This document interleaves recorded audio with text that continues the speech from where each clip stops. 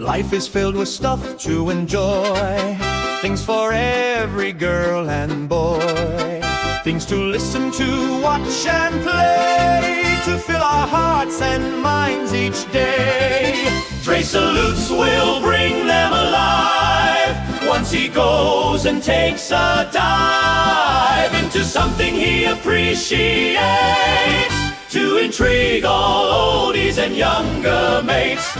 In early 2023, I started to develop an interest in learning about the way that we speak, which includes the phonology of our consonants and vowels. I made a video about that later in the year, although I'd change a few things if I uploaded that video now. Eventually, I got more into learning about different accents of the English language. During that time, I discovered a YouTuber that particularly stood out to me, and is undoubtedly my favorite out of all the phonetics teachers. It's an elder British man that goes by Dr. Geoff Lindsey. You may think what he does sounds dull and boring, but he's something more than just a teacher. He's written his own books, and he's someone who was influential to me. I'll get to that more later. I first discovered Geoff Lindsey when I was looking up the schwa sound, which is written like this. It's a sound that is believed to never be stressed. The sound that appears in words like the start of about or the second syllable in nation. But Geoff Lindsey posted a video where he believes the idea it's never stressed is false. I was confused because I didn't see how it was possible, but I eventually watched it the whole way through, and it made sense. Many people do pronounce the short U sound, the sound, exactly the same way.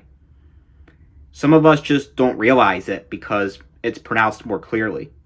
And he makes a lot of good points in this video. Speaking of vowels, one of my favorite videos of his is called The Vowel Space.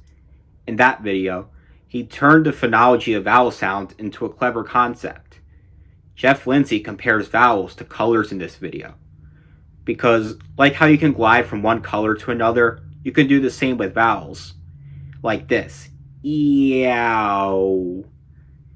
So he put a color chart next to his vowel chart, which are shaped like half an oval. Although this guy is educational, he does still have his sense of humor. There was one part of this video when he was comparing the two charts where he said something that made me laugh out loud. This brings me to another video he made where he showcases his humor.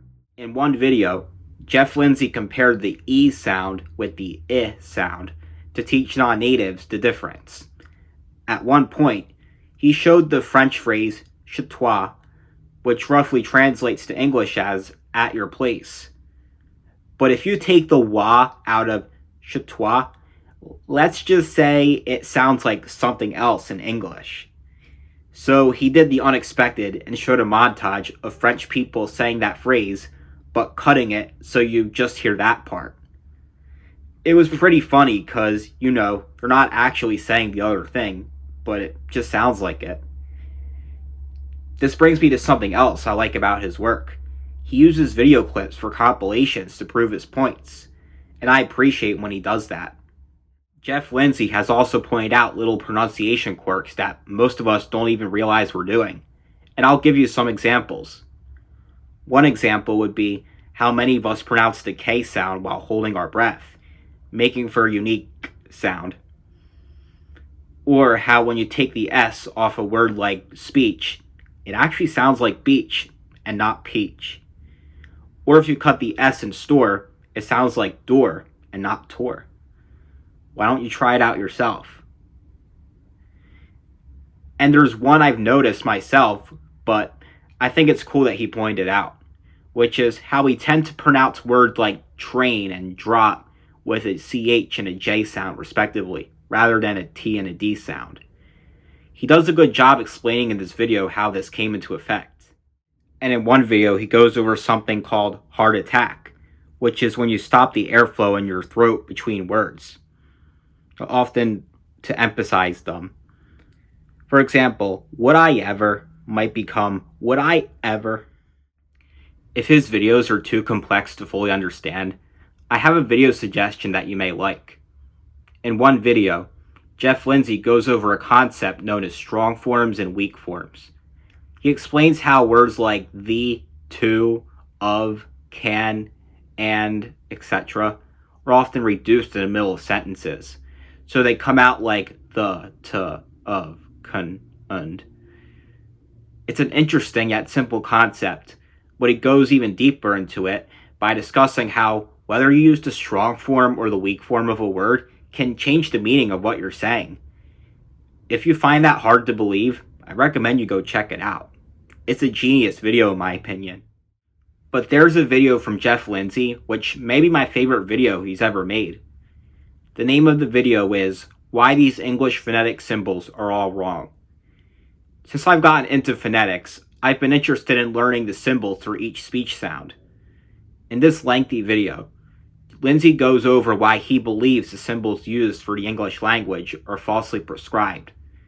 What I admire about this video is that he uses evidence to describe why he thinks they should be written that way, while giving credit to the people who contributed to his system. In fact, some of his transcriptions were like what I was thinking when I started to think about how we speak. But what really makes this such a great video, in my opinion, is that it was influential to me in a way. This video has helped me to understand more that it's okay to share your beliefs in something outside of the mainstream beliefs. This has influenced me to be more willing to share unusual things about myself since mid-2023, which is something I've came a long way with. Because of this, I'll always remember Geoff Lindsey as someone who helped me grow in my life's journey, mostly thanks to this single video. Anyways, he's further evaluated this in a couple of other videos, where he's shown posh British speakers actually talking in the way that the symbols suggest, an accent known as received pronunciation. He shows people in videos like this one who speak that way. I find it intriguing how he takes a simple concept, that being phonetics, and looks at the history of them. Although he mostly talks about British English because he's from the UK, he goes over American English in some videos as well, and he even goes into a particular aspect of Australian English in one video. There's other videos he has that I had the pleasure of watching, but I'm going to leave it at that. And that'll be it for today. Whether or not the study of phonetics is something you're interested in, I hope you enjoyed the video, and I appreciate you guys for watching. Bye, guys.